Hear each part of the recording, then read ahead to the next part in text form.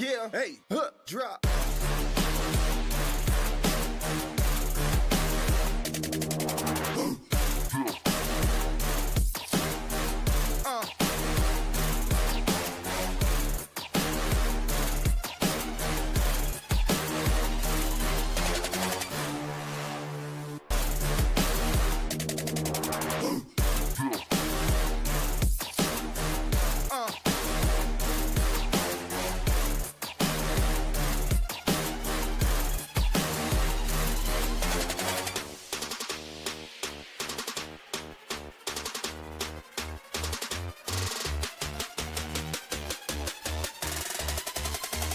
Yeah, hey, drop.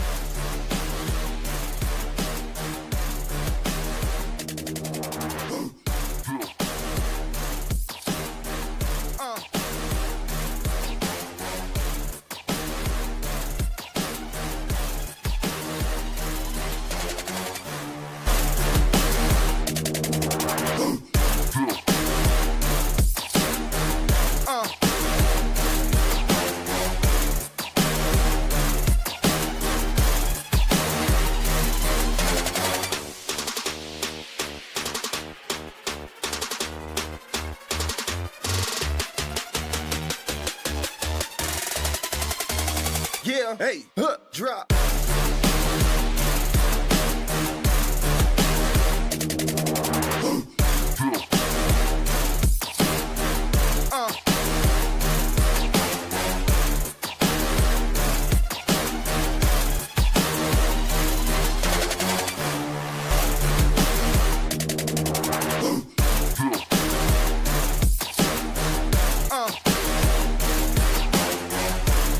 Every player on the ice has a 10-minute misconduct, among other penalties. I have never.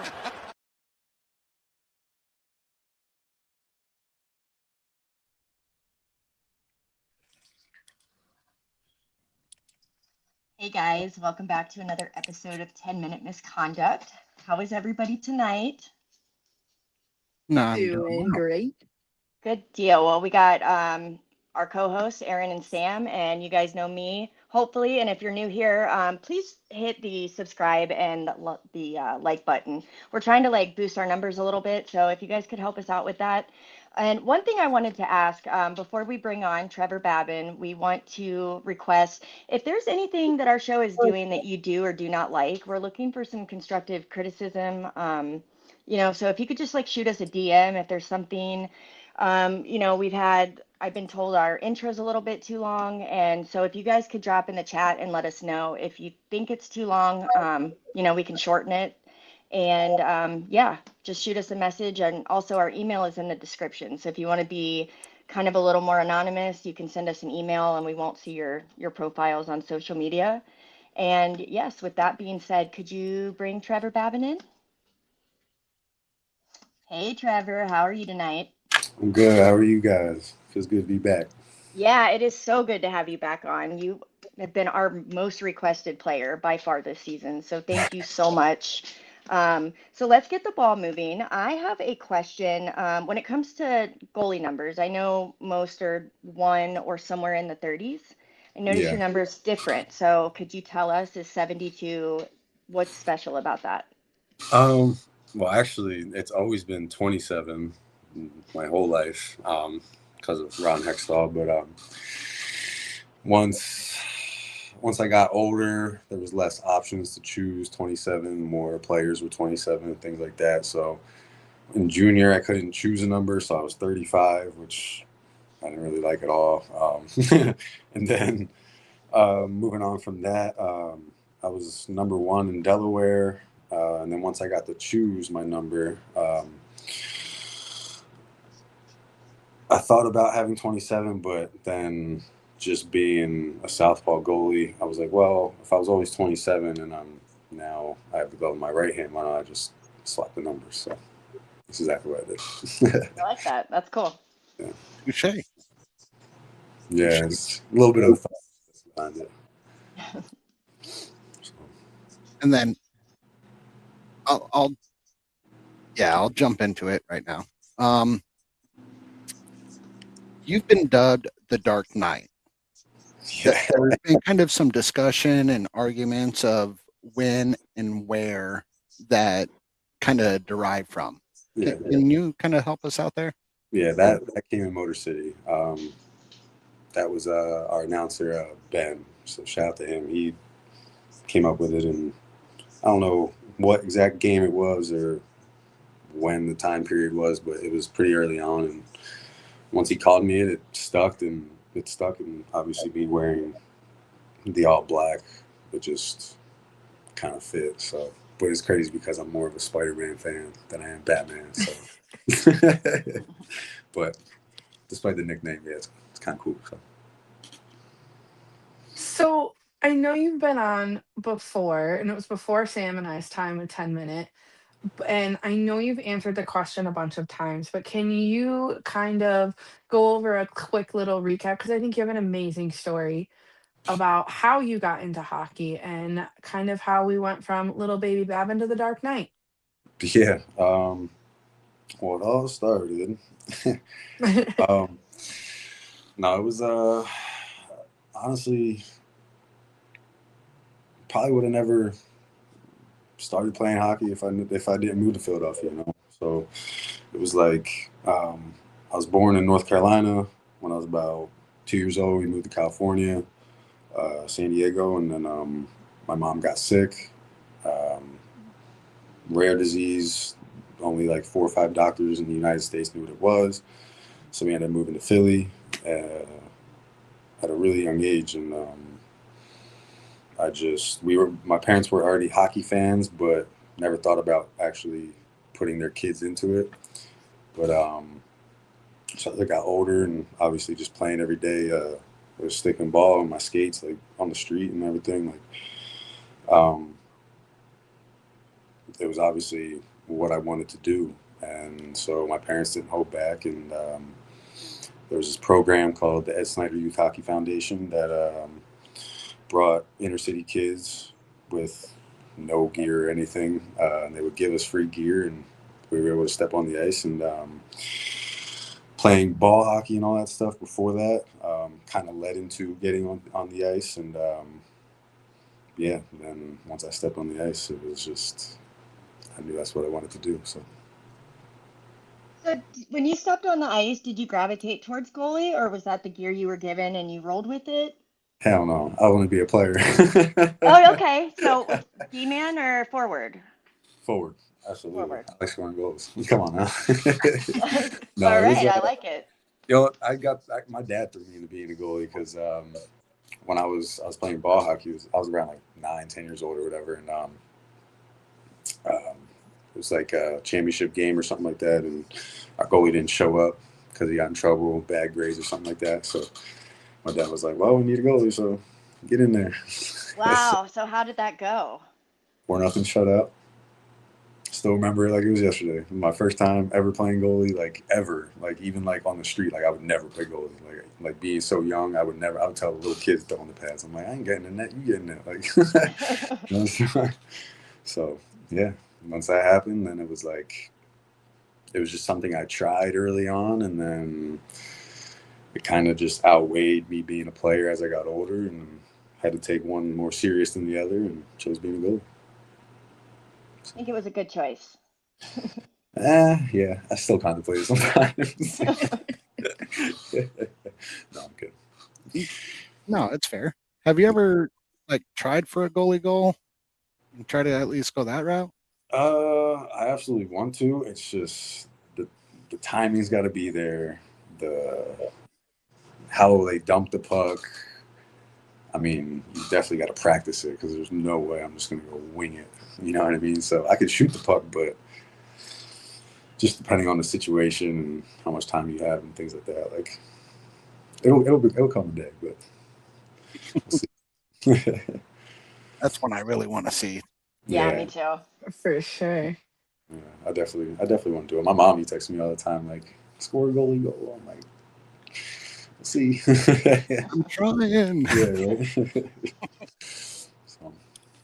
So I think you're arguably one of, if not the spiciest goalie, at least in the Fed.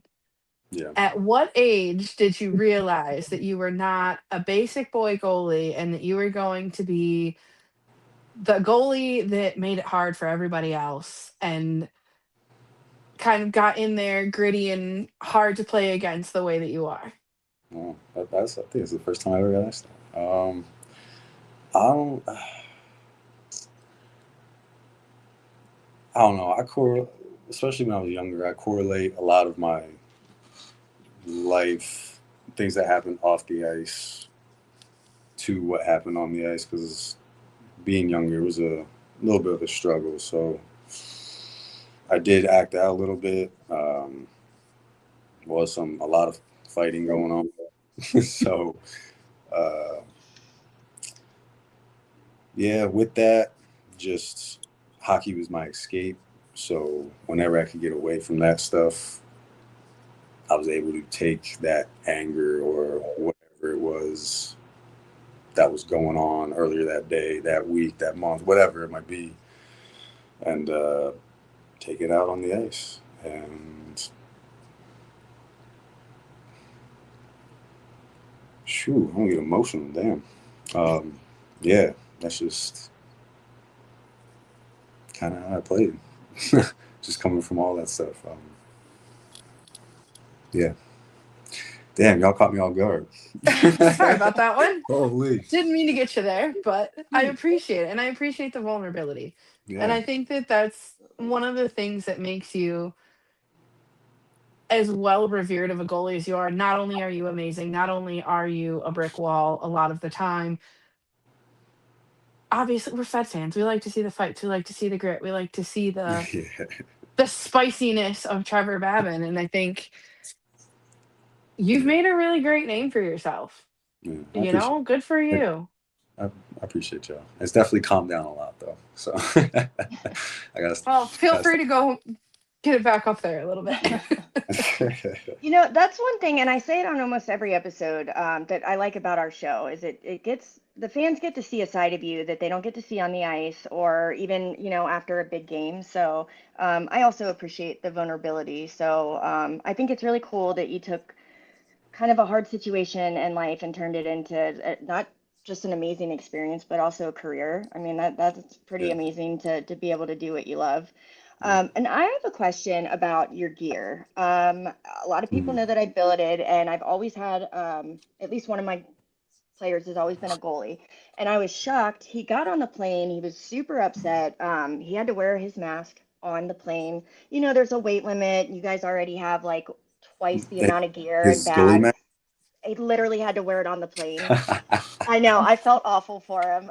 Yeah, wore it on the plane. And he told me that the reason was his gear after his game, it weighed so much more than when it's dry. So can you talk about how much your gear is weighing when it's dry, like before a game versus after? Like 30 pounds heavier. No, like a good 20 pounds, not even exaggerating. Yeah. But we also like, I think it's like a known fact that like goalies lose a lot more water weight too during games. Like when that whole meme was going around with Bobrovsky saying Yeah, he lose Bob. like however many pounds of water. That's true. When I was in KZoo, they had the monitor strap thing on me while I was skating and stuff, and I was losing 6, 7, 8, 9 pounds of practice, and that's not even games. So I was like, holy shit. So it's definitely a thing. And I mean, players too. I mean, that's why they have the pickle juice and mustard packets on the benches and the Gator lights and all that crazy stuff, because you got to stay replenished and get all that weight back up. So with the electrolytes, that's like the sodium and all that helps with the hydration for you guys? Mm-hmm. Especially down south playing. Oh my God, you lose so much sweat, you start cramping and everything. Are you one of those players that carries in a jug of pickle juice and stuff, or do you have a preference for like what's in your water bottle and stuff? Like, no, I just stick to water and Gatorade. But like on the road, yeah, I bring a jar of pickles with me. Definitely have to. Interesting. being a little more exhausted from sleeping on the bus and things like that, not getting full sleep and all those little things. So you just want to stay on top of all that, all those stuff. So Regular dill pickles, or is it like the bread and butter? just regular sandwich chip dill pickles. Just, Brace yourself for the influx of Pickles. pickle gifts that you're Yeah. about to get Yeah. at every barn that you go to. Everybody's gonna give you goddamn I'm not even gonna hold on. There's a bunch of guys on our team that actually do it, and actually I'm not gonna name them, but there's one guy who brings like a big jug. Oh, the big, like the 5-gallon type. Yeah. Gosh. I think I know who it is. I got to hear the theory off Message me camera. after. We'll see if y'all get right. Yeah, I want to know. So there was some really good questions on Facebook. Anna, I don't know if you caught this one or not, but kind of going off of my last question about being a spicy goalie, Gary from the Fed League Flash asked, when you're in net, do you chirp? And if so, who is your favorite player to chirp?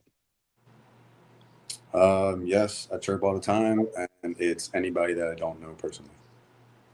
Good roll. If I know you're Fair. a friend, like, I'll say what's up to you, whatever, play the game, business as usual. But if it's somebody I don't know, yeah, you can read into them a little more. Do you have a go-to, Yeah. a go-to chirp, or is it just Yeah, like on the fly? On the fly, depending on the situation. I'm not really good with like quick one-liners like some guys are. So it's just something's gotta happen. You know what I mean? Like, so. That was a great question from Gary. I also have another one from Facebook from David Brown. He's not here tonight, but big fan of the show, big fan of the league. He wanted to know, I wrote it down. He asked if you could pick an animal for your playing style, what animal would you say is your playing style? Spider. Got a little spidey sense in me, I guess.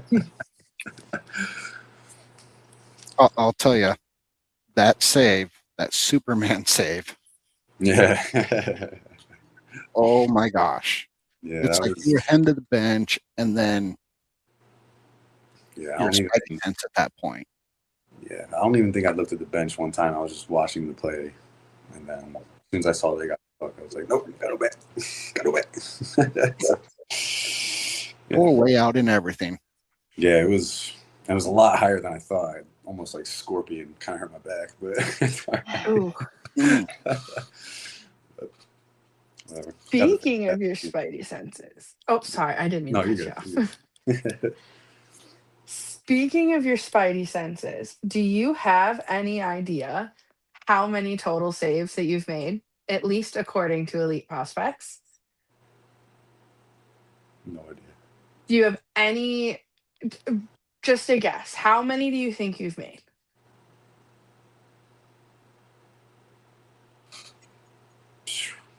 Where does Elite Well, let me at least grab you. So Elite Prospects first picks you up in 2014-15 with the Philadelphia Revolution for 16 UAA. So between then, well, that didn't give you any for that one. But going back to about 2017, 2018 is when it starts picking up some of those bigger stats. Any guess at all? 7,000? I don't know. Oh, you are way low, my friend. Way low. Way low. No, so reminder, the Fed is really great at record keeping and, accrediting saves to the right people. Yeah. So this could be give or take a few thousand, but as of my math, which is also not the greatest, I could, work for the Fed here, but we have 11,322 saves. Jeez. Oh my Is God. what I was able to calculate. Damn, that's a lot. Yeah, that's pretty Hell awesome. yeah. Rough on the groins. We have another fan question from a longtime season ticket holder, a friend of mine, Hannah Richter. She asked, what are your superstitions and do you have any pregame rituals? Superstitions. I don't really got any. I don't got too many superstitions. I like to keep it relaxed, and I might have said this on the last podcast too, but I've been in so many situations where things happen before games or whatever the case is, so I can't be tripping about, if I don't do this, I'm gonna have a shitty game or whatever it might be. So I'm like, I keep it more relaxed, just go with the flow. I definitely always stretch and get some band work in and do that every time before games, practices, whatever. But I find the time to do it. But as far as like superstitions and things like that, I don't got too many. Pre-game rituals. Take my stick. Most recent one, I've been taking this this crazy energy shot, which helps. Shout out to our trainer for doing that. Helped me out with that. And then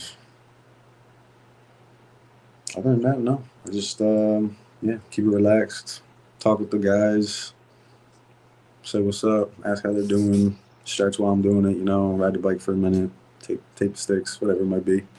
So not too much going on.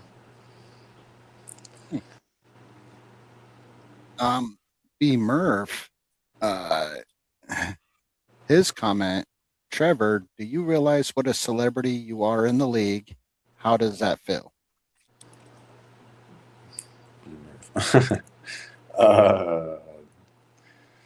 No, it's still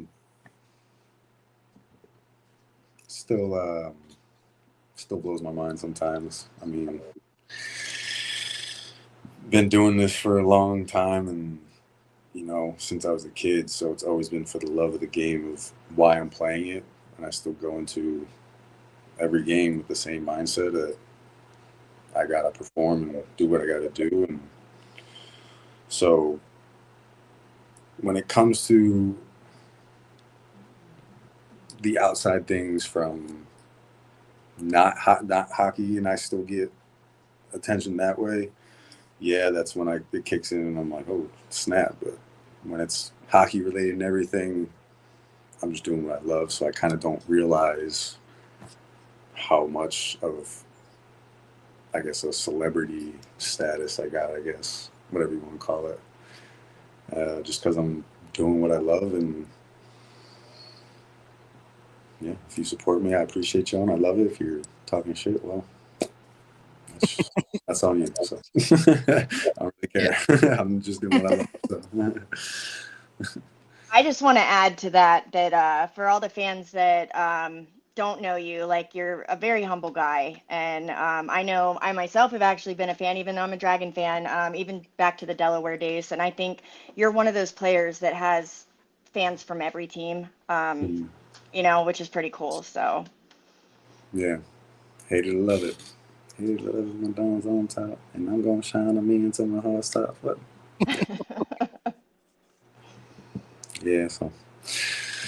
it's a blessing though, especially from other teams and fan bases and things like that. And I just do what I love. Every game's, I go into the game, like I said, the same every time. So if people catch that vibe or the wave and end up gravitating toward liking me, then that's really cool. And if not, that's okay. Yeah. Aaron? So we talked a little bit about being the spicy goalie and the chirping and whatnot. And I'll get away from that here, I promise. But what is your dream goalie fight? Your dream player or goalie to fight? I don't know. I've never thought about that, actually.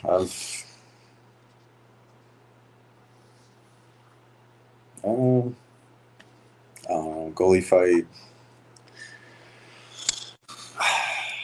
That's the thing, is like, people get mixed up sometimes that, like, I'm just looking for fighting, and they get that perception that I'm just always wanting to fight and da da da. So like I've never thought about that. Like who would I want to fight? You know, I'm not. It's not that you want to fight. It's just more of like a switch that goes off. I guess you could say. You know, that's all it Sometimes you is. just gotta take care of business. Yeah, you put it that way. Yeah. But yeah, I haven't really thought about like a dream fight or whatever. My dream is the fucking, or sorry, is the, Uncensored. you know, obviously. You're good. It's Yeah, you're good obviously, like, here. yeah, is obviously move up the ladder and get games in those leagues and just play. That's what I always dream about. I'm sure what every player dreams about. I'm sure they don't really. I know that question was just like a, you know, general question, but yeah, I haven't thought about that. Fair. Do you have any hidden talents? Oh,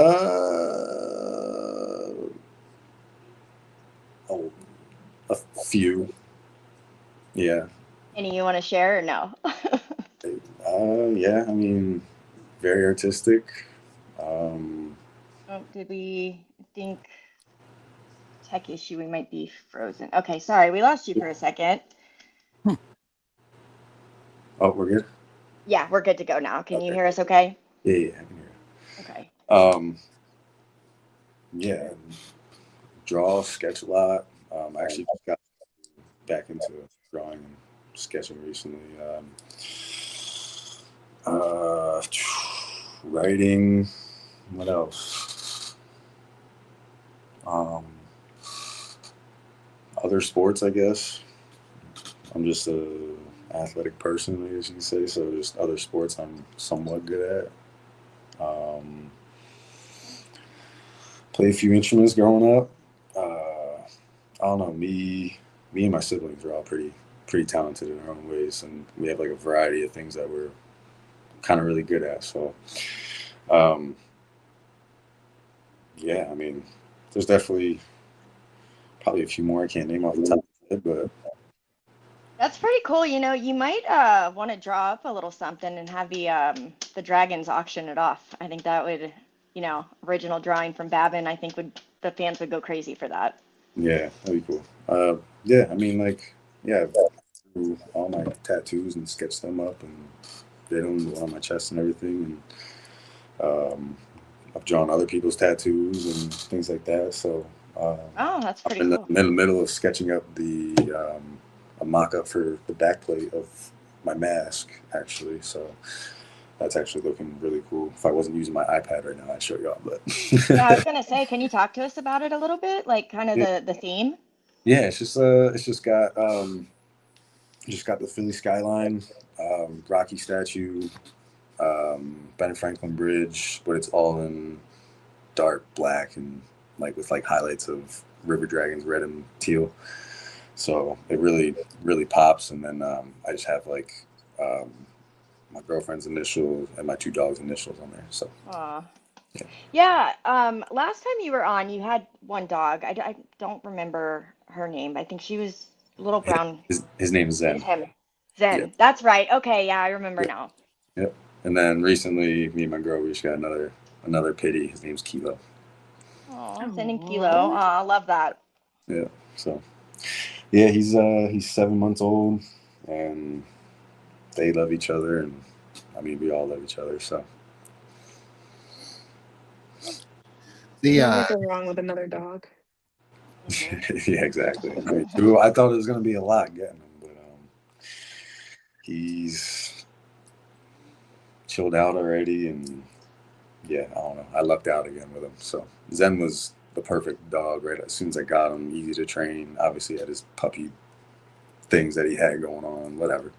But as he got older, he's just the greatest dog ever. And now that we have Kilo, he's going right up that same trajectory. So is Kilo one you may have acquired during one of the pets adoption things they had with the river dragons? no. There was one time when they came to one of our practices. They come to our practices a few times during the season, but there was one time they brought a couple dogs, and I was like, "Hey, babe, we could use another one." Timing wasn't right, and then literally 2 months after that, so Timing was right then. yeah, exactly. But real quick, kind of jumping back to the helmet. Are you just doing the back plate portion? So actually, I got two masks. I have the all matte black one. I have an all matte white one, and I'm getting the white one. I'm getting a vinyl for the white one. Basically, just turning it all black and then having like the River Dragons logo on it and stuff, and then customizing the back plate. So, but reason I'm doing it is because the black one's just getting very beat up. I've already repaired it so many times. Pads are falling out. I've had to cut a few and put new ones in, and so gotta start using the newer one. Gotcha. Yeah, falling apart on me. So I want to do a quick shout out. You were talking about how you were sketching how you've sketched for people's tattoos and stuff like that. And Valerie28 is saying that they have a hashtag free Babin tattoo on their bicep. No way. Don't know if you already knew that already or not, but I thought that was pretty cool. Did not know that. That's crazy. I think that's like the second or third time someone has my name tattooed on them. Wow. That's nuts. I want to be cool enough someday that somebody wants my name tattooed. That's like Me a too. goal to beat, you know? Right. Yeah. It'll be a tattoo. Oh my goodness. Anna. Wow. So we have a lot of questions in the chat. I want to make sure that we get some of these asked. Let's see. Allison said that Jay wanted to ask, what is your worst jersey signing experience? And I think I know what he's referring to. Worst jersey signing experience. Maybe after a game, when the fans got to come skate or hang with you guys. Of this year? Mhm. Oh, geez. Yeah, there was. Oh,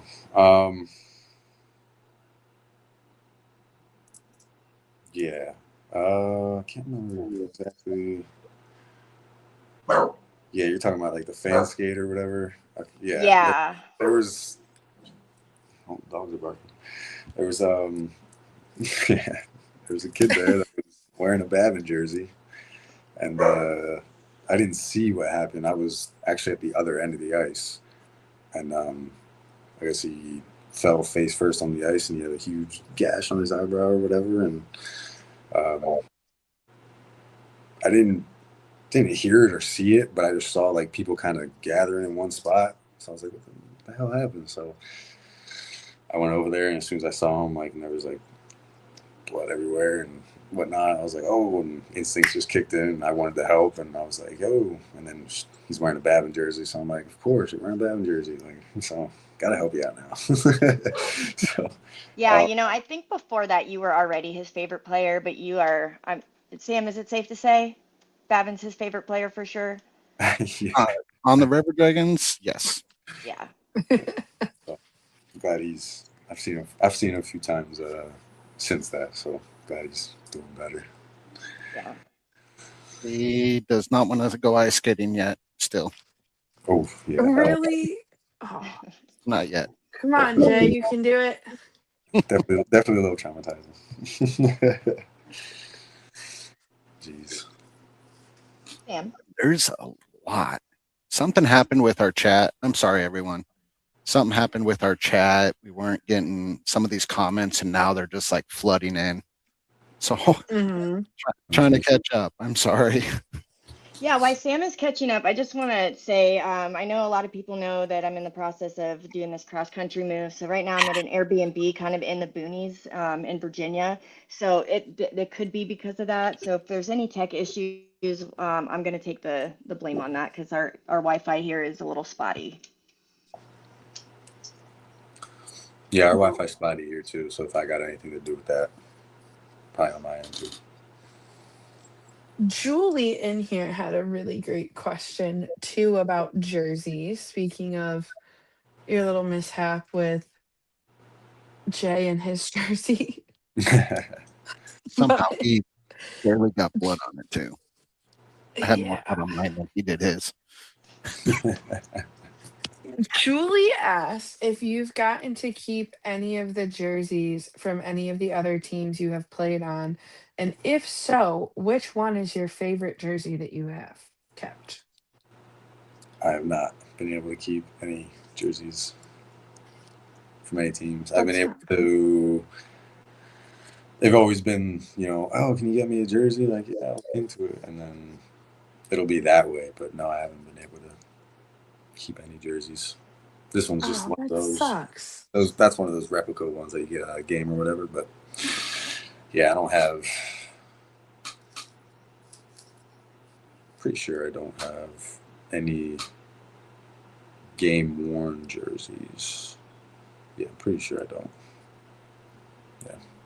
We have That a really comment. sucks. Yeah. Yeah, that is kind of a bummer. So we have a comment from Luis Garcia. He said, Babin's my spirit animal. And then we've got a great question right underneath from B. Logan. He or he or she, sorry, they asked, what is the most shots on that you've ever faced in one game?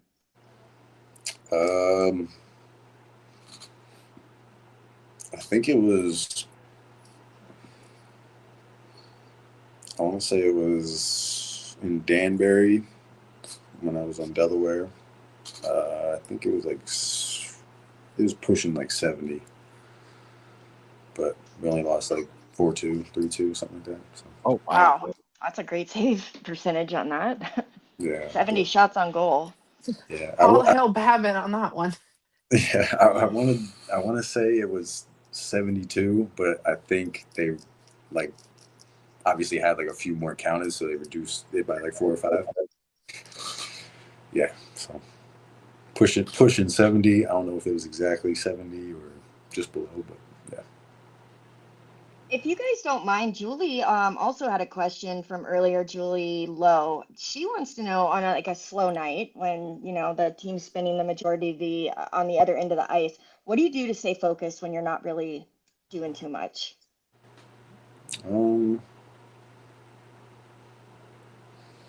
I mean, you always just have to stay ready no matter what's going on. So, I mean, yeah, even if the guys are dominating the game and, they're making my job easier, it's still my job to hype them up and help them out playing the puck more or, yeah, just the little things as a goalie and a player myself. Yeah, those. When you're not making a whole ton of saves, there's other things that you can definitely do to help out the team and playing the puck, cheering them on. Yeah, all those things are help out the guys. So. Jay and I, we were actually talking about this, and I have the perfect opportunity to ask. Have you ever wondered what it's like to be in the penalty box? I actually, yeah, as a goalie, I had to sit in the penalty box one time. I was in a summer tournament. I think it was like U18 year, U16 year, something like that.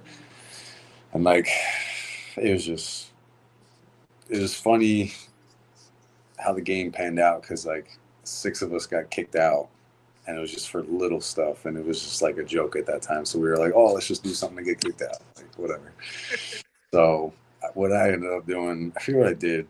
I think I just like pushed the guy in front of me while he was in front of the net, and the ref gave me a 10. Told me I had to go sit in the box, so I did. And the whole time I'm just cussing at him, and he's skating back and forth, whatever. And then said something a little too harsh, get thrown out, whatever. So, yeah, I had to serve penalty one time. Yeah, happened. I don't think I've ever heard or seen that. Yeah. So that Now, it was funny though.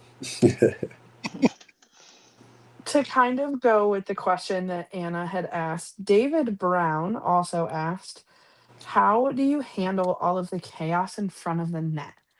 How do you, when you got everybody piled in front of you and they all want to crash your home, Mm. how do you handle all of that chaos and Um, cycle?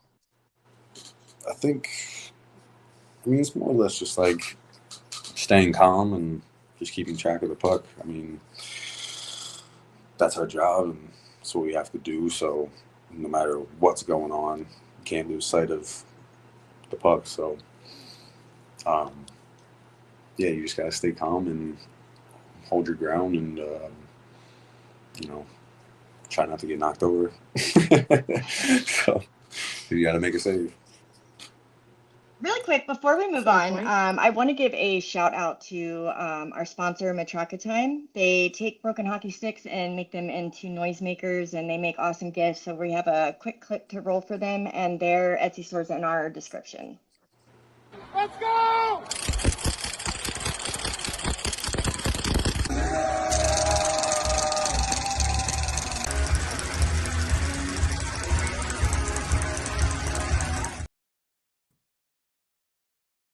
So make sure you check out Matraca Time. All right, guys, make sure you check out Matraca Time. Okay, so next question that I wanted to ask, if they made a movie about your life, who would play you? Who would play me? Me. I would play me. Yeah? Okay, starring your own movie. I like it. Like Eminem and 8 Mile, or like 50 Cent, and you know, so I would. Okay. Hell yeah, I'd play myself. I like it. You know, it's funny because I actually said, I know you weren't saying Eminem to play you from 8 Mile, but I said that when you did your interview when you were with the Rockers, that it gave me the same vibe. And I don't know if it's like, I know it's a different city, but I was like, maybe it's like I don't know, you just got this like gangster about you. You know what I mean? So, Yeah, okay, so play yourself. yeah, I'd definitely be playing myself. Yeah. Got it. Yeah. Touche. Like the if you had the chance to change all your goalie pads and everything to any color, any design, anything you could, Oh wow. would you stay with the matte black or would you get a complete design rehaul?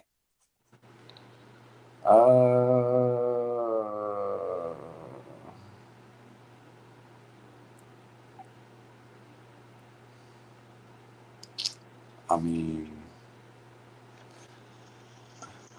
I don't know. I mean, another reason I wear the all black too is because no one else does it.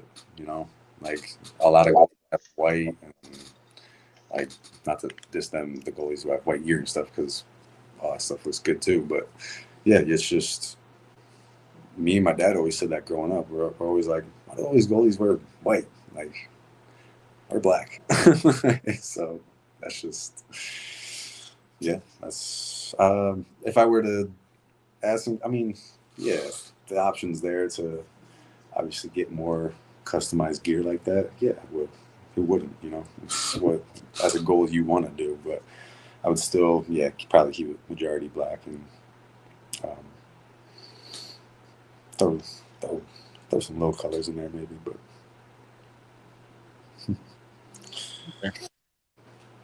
So we've talked about how many saves you've made, and we've talked about how you faced like a 70 shot night in Danbury.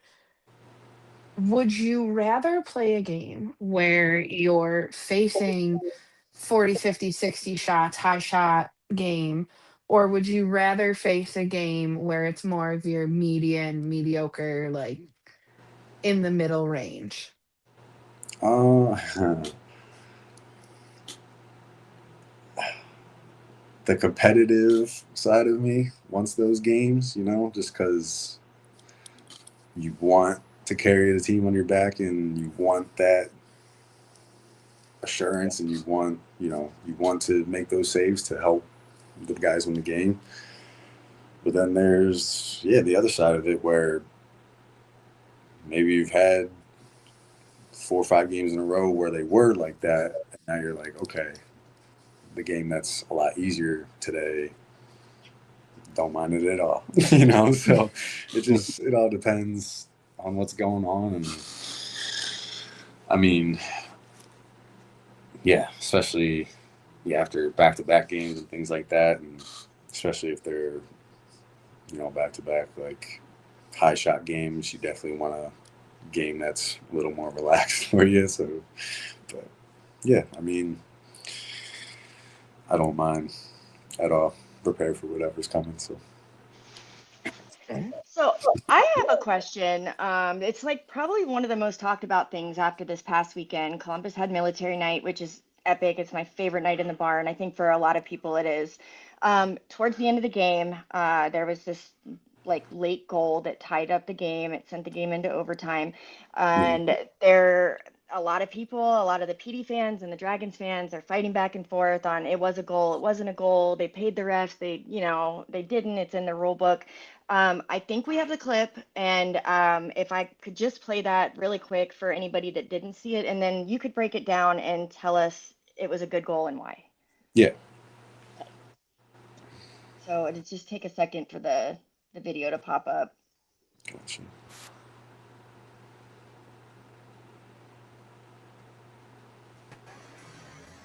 I mean, the Ice Cat player hit. Okay, so the video is not going so well. We're gonna try for another second and see if it'll go. But if not, can we just kind of, here we go.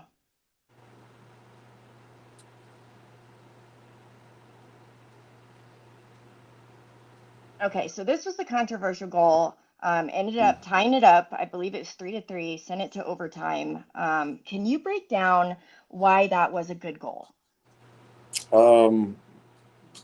At first, real time, in the moment, didn't think it was. None of us thought it was a goal. But after whip out the iPad and watch it over, because it's a bang bang play and their guy knocked their net off, it's a goal. If it was like if they knocked the net off and then there was another pass made or another 2 or 3 seconds passed, they would have blew the whistle and that's off. You know what I'm saying? But because it was so fast and it's bang bang and it's their own guy that knocks the net off, it's a good goal. If it was our guy that knocked the net off, then boom, they would have blew it right away. But yeah, because it was their guy, especially on that type of play where he's coming back on a back check and he's diving for the puck. Not saying he's doing it on purpose, but when you're still sliding and you don't stop yourself from the net coming off, then the ref's not going to blow right away because the office and the puck's still right there. So right. And I believe we have the exact official rule book that it states. Hopefully we can get that up. I can't see. It should be popping up any second, and then it's popped up on the live. Hopefully we can get it on our screen. The goalpost is displaced either deliberately or accidentally by a defending player prior to the puck crossing the goal line between the normal position of the goalpost. The referee may award a goal. That's the first part. In order to award a goal in this situation, the goalpost must have been displaced by the actions of a defending player. The attacking player must have an imminent scoring opportunity prior to the goalpost being displaced. Yeah, exactly. So because the puck was right there and our guy came up, whacked it right away, it's still a goal. But if he had to stop, stick handle, maybe toe drag around the dude, and then whatever, it would have been blown down. But yeah. And I wanted to add, there was somebody that had mentioned that the puck crossed where the moorings were, and there's no way it would have gone in. And I tried to explain, just because what we see at home, there's multiple angles, and I've seen plenty of times where you see the angle over the net, and the puck looks like it's in a completely different location than when you're sitting, like, say, to the side. So Yeah. I think that's another thing that should definitely be factored in there. So, but thank you so much for explaining that. Yeah, of course. Another one that was also talked about. Uh-oh. No. I'm sure people want to kind of talk about it. It's up to you if you want to. I'm free game. So, can you explain exactly the entire thing between you and Apollon? Yeah, I mean, it wasn't anything personal. I don't really know him. He just jumped our guy, and I was like, what the hell? So I did something about it. That's all it was. There's no, like, no premeditated thing, or I don't got, like, beef with him, or, like I said, I don't know him. So, but the next game after, like, I saw him in the hallway, dapped each other up, said, good game, what's up? Yeah. And after that, it resulted in the a 1-game suspension, and then we got our amazing free Babin merch. Is that right? Yeah. Yeah. So there's a lot of good that came out of that. Yeah, that was supposed to be my punishment for doing all that. And so, but yeah, I ended up helping the team more than it being a punishment. So, Yeah. Now, I do recall at that point too, after you went back in the net, which I'm sure a lot of us were kind of shocked, you started to hear the Civic Center chanting Babin. yeah, that was, yeah, shout out to the fans. That was a really cool moment. As much as my adrenaline was going, and like I didn't even hear it for the first 10 seconds just because I was still like, whatever. But yeah, it was cool after I calmed down and I heard it, and yeah, definitely a cool feeling. So shout out to the fans of Columbus. So I want to petition Columbus right now. Okay, we did the free Babin shirts. We need a hashtag so I did something about it signed with Babin's signature on it. So every time somebody says, "Oh, Babin did it on purpose," no, Babin did something about it. From now on, that's my new response. So I did something about it. Yeah, it's I never. absolutely love this. Yeah, whenever something happens, there's always a reason. Something happened prior. It's never like I said, I'm not just looking to go out there and. But I think there's a lot of stock in what you said too about like you dabbed it up with pollen. Like a lot of the fans think that because a couple punches got thrown, that means they hate each other. And they're gonna whoever the two players are, whether it's Babin and Apollon or it's anybody else in the league, it's Scantleberry and Schlepp. You step off the ice and it's done for the most part. I mean, I'm sure you can speak on it, but yeah, it all depends on what happens and what you say, and yeah, I mean, when it's hockey, it's hockey, but when there's other things that are being said or other beefs going around or whatever that it might be, then other guys carry it to other things, and that's why other guys fight multiple times or things like that. So, How do you handle the pressure of overtime, a shootout, everything? I know the goalie's always the first to get blamed or the first one to be loved. So what do you do to I feel like I would be freaking out. So like, how do you stay calm?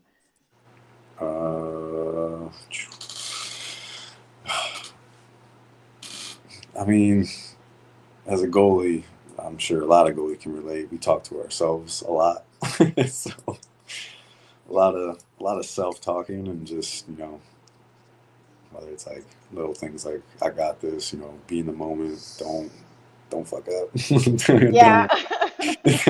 all those things, So yeah, that's just the anxiety and the mental part of the game that I feel like doesn't really get talked about a lot, but yeah, especially in those moments when it's one-on-one, a breakaway or shootout, like you said, yeah, you just got to talk yourself into into being the man and have the confidence that you're going to stop the puck. So you say talking to yourself. Do you ever find yourself like sitting there humming or singing a song and just Not like that. Like it's more like for me, like I'm talking to like I always like I say like a few things to myself like almost every play almost, and then like before every draw, like from the 2 offside dots and our 2 off defensive zone dots, I always look at the handedness of each player, and I'll remember that as the play's going on, and or just those things, talking to myself, not necessarily being like let it do, let it on, like nothing like that. Just So it's more, like a lot of internal dialogue yeah, and it's like more, analysis. yeah, more of analysis and things like that than it is like, because I'm also talking a lot to the guys. Like I yell a lot to the D-man, and when I play the puck, I'm looking for a guy, I'm listening, so it's more analytical than it is just talking to myself. Can you talk a little bit about how you communicate with your guys? Not like your secrets, but like there's a lot of chaos going on. How are you able to communicate with your teammates? I mean, in hockey, everybody kind of uses the same lingo. So I mean, it's like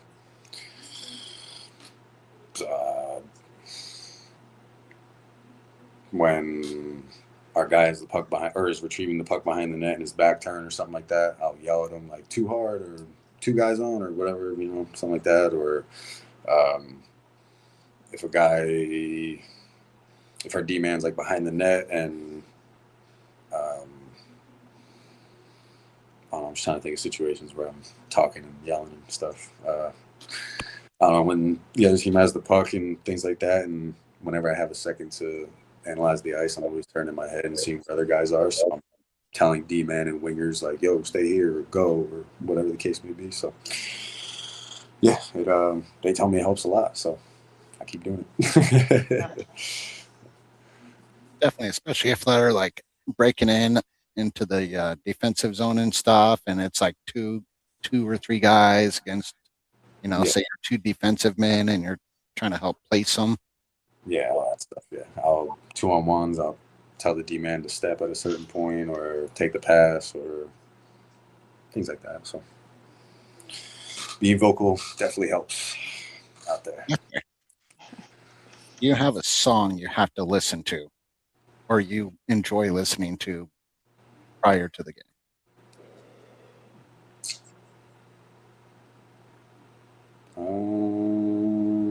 Pre-game, like a team song, we always play "Shake That" by Eminem and Nate Dogg. That's always a banger before the game. So, but personally, most teams I usually have the aux, so I try to keep it like spread out with what everybody likes. Because for me, I'm listening to rap and things that other people don't like. So, just I get hyped and do that stuff. I mean, but yeah, so having the aux and the speaker in the locker room, I just try to keep it moderate and what everybody likes and things like that. But for myself, it's definitely more intense and more hardcore rap and stuff like that. So DJ, add that to your resume. Add that to the special skills. Yeah. Right. Speaking of that communication a little bit earlier, B. Logan III asked, do you ever have to talk to your defenseman after the game? And in quotes, like, come on, dude, I need a little help out there. Like, is that something you do? Or just kind of leave that for the coaches? I might yeah, I might say a few things to my girl, but I wouldn't. No, it's hockey's a game full of mistakes. It's never perfect. So, I mean, I'm not gonna. Yeah, was it somebody else's fault that this happened? Maybe, but I'm not gonna sit there and after the game be like, "Why did you do that?" you should have did, I could definitely go up to him and be like, yo, let's talk about this play. What could we do better? Or whatever the case is, So definitely I could do that and in more ways better than, because I would feel bad if I went up to somebody and was like, yo, you suck. Why didn't you do this? Like, so. When you say it like that, it sounds really bad. Yeah. It does. It sounds a lot worse coming from not Trevor even Babin. What I'm saying? It's just, So we know you're a busy guy. We'll do one more round of questions and then we'll let you go for the night. So for my final question, if there's the future generation of goalies watching, some of the youth hockey players, what advice would you have for them when it comes to handling the stress and being successful with being a goaltender?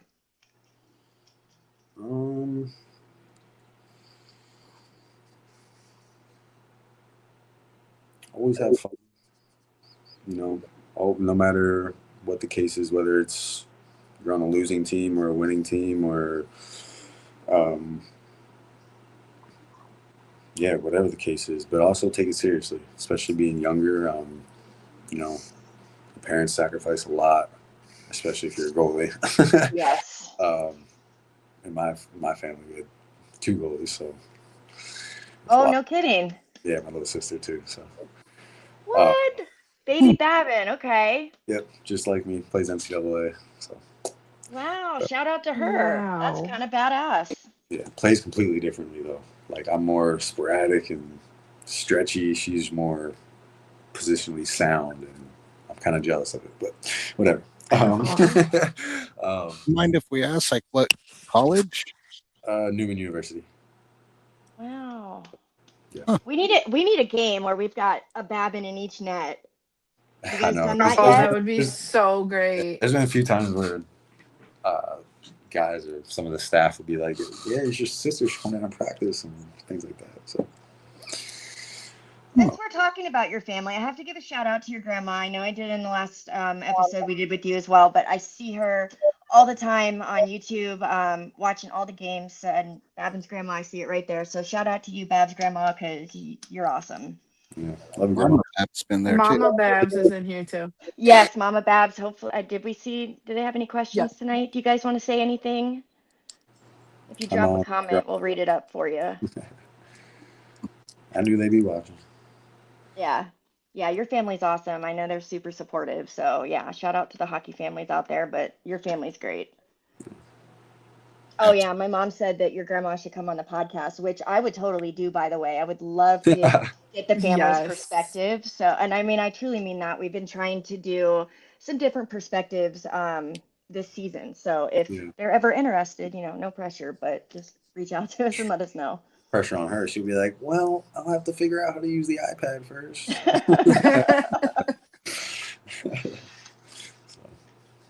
And then, Aaron, you want to go first? Sure. What keeps you in the Fed? Like, what draws you to the Fed? You've been here for a while. You've taken call-ups. I don't know why you're not in the EC 99% of the time, but you stay around and you stick around with us little lonely Fed fans. What draws you to the good old Fedzino? If I was able to stay up there, I would. Just all based on the circumstances and who you know and how you do and all that stuff. So, yeah, I love the Fed. Do I want to be here necessarily or stay here? Not really. I'm sure every guy is kind of wanting to move up and be in those higher leagues, and that's what you're supposed to do as an athlete or a player in whatever sport you are. You want to move up the ranks. So I appreciate that you guys think I should be up there, and I definitely want to be up there. So, yeah. But I love it here in Columbus. So. That's good. We love you here too. I was gonna say, I know we're probably biased, but we're so glad that you're in Columbus. I got a special guest. Hold up. Oh, puppy. Big boy. Hi. Oh, look at you, So is this Kilo? He's a Kilo. Hi. Oh, he's so pretty. Oh my goodness, Aw. he's gorgeous. Yeah, he was one of 3 or 4 that I have all the spots on them, multicolored. Oh So, my goodness. Very cool. Oh my gosh, he's so cute. He is so Oh my perfect. god, I love it. Oh, I can absolutely. tell that's a sweet pup. Yeah, Oh he's my goodness. he's a good boy. Does And he ever get get him to go to the arena? Yeah, Yeah. I brought him like twice, but I think I should tomorrow. I'll bring him tomorrow. Can I pet that John, you're the dog? best. Yeah, the podcast wants to know, can we pet that dog? Oh, Our dude is the best. Yes. Zen's sleeping out in the living room right now. Otherwise, I'd show him too. Tell him we said hi. But we'll get down. Being that you grew up a chunk of your life in Pennsylvania, does pineapple go on pizza? Pineapple go on pizza? No, but I don't mind it. Like I would never ask for pineapple on my pizza, but yeah, hell Yeah. no. Get that off the screen. Definitely not a preference. Yeah, but if it's there, there's a. But if it's there, like it's like I didn't order pizza and someone else did, and like they were like, "Yeah, we got pineapple pizza." I'd be like, "All right, I'll eat it." Yeah. So. So before we let you go, to round off the night, if there's anything, all your fans that are watching, I know you gave them a shout out earlier, but if there's anything you could say to the fans, what would it be?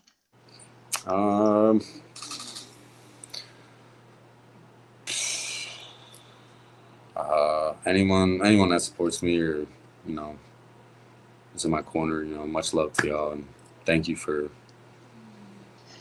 always supporting me in what I do, and I'll keep doing what I'm doing as long as I can. And if you guys love that, then I appreciate it. So thank you all. Yeah.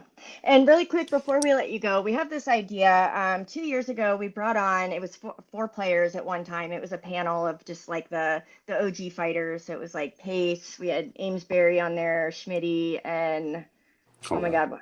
And so anyway, we wanted to do a goalie panel this year. So if you're interested in that, just shoot me a message afterwards. And we got a couple guys in mind, but you were definitely like top of the list. So let us know. I think it'd be cool to do a goalie only show. Absolutely, that'd be fun. All right. Well, we wish you the best of luck in Columbus for the rest of the season, and keep doing what you're doing. And we'll catch you next time. Yeah, I appreciate y'all. Thank you. Thank you for having me on again. And Absolutely. Anytime. Thank you. thank you guys so much.